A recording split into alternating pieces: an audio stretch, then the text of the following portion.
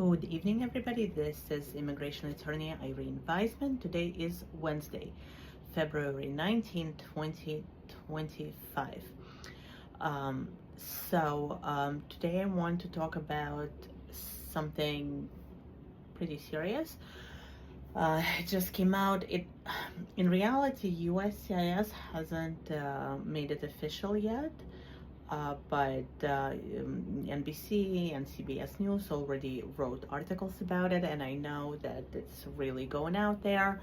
And American Immigration Lawyers Association has already issued, basically a practice guidance on this.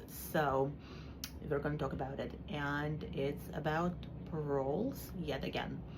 So this affects people who came here in the last 2 years under the Biden parole programs. It includes Uniting for Ukraine, so nationals of Ukraine who came from Ukraine under U4U.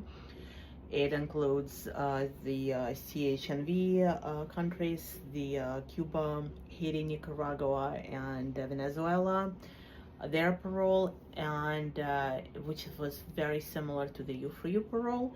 And it includes other certain Central American countries, Colombia, Ecuador, Haiti, Cuba as well, and this is parole for people who have immediate family members in the United States, or sometimes it's not immediate, or basically any sort of family members in the United States, and I-130 was pending and they were waiting for adjudication, and so that not to be separated, they were able to come here under the parole program. Okay, so this is various people from Central American countries with pending I-130 petitions. Okay, and all these people entered on those paroles in the last 2 years, okay, at various times. So some of those people that have entered here on that parole have submitted their applications for various other documents. It could have been temporary protective status, TPS. It could have been an asylum application. It could have been green card application. They're married to U.S. citizen. They had other family members. If it's Cuba, it could be like a Cuban adjustment, under Cuban adjustment. So, people had various applications pending. So what is this all about, this new memo? Basically, it's an agency-wide administrative pause on all pending benefit requests, okay? So if you came on this parole, on this humanitarian parole, basically, from any one of those countries in the last 2 years, and you have any other application pending, USCIS, the immigration officer, they can work on your application, and you can even have an interview, right? So they can work on your case, but they're saying there will not be a final adjudication until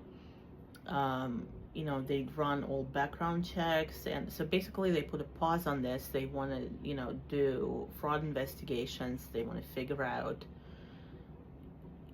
weed out the fraud, and then we'll see what their decision will be, what they'll do. Okay, they have already terminated the actual parole. Okay, so there's no more parole from those countries, but this is now putting a pause on other benefit requests for people that have entered the United States on that parole.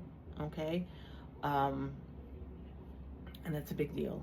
Okay, because I myself have cases pending with clients who entered here on parole, and for some clients it's adjustment of status, for somebody it's TPS, for somebody it's it's an asylum application. Anyways,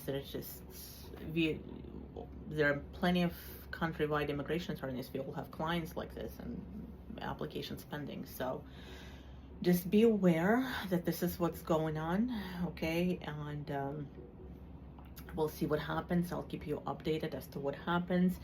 There continues to be a lot of caution around travel on parole, any sort of parole.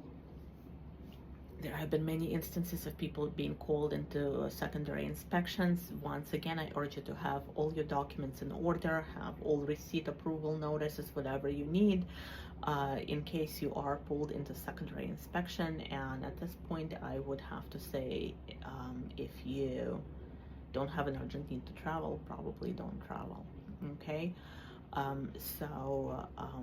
That's what's going on. I actually recorded a video yesterday. I just didn't record for some reason.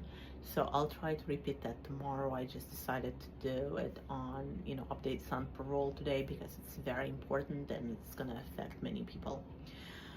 So I will talk to you soon, everybody. Okay, have a good night.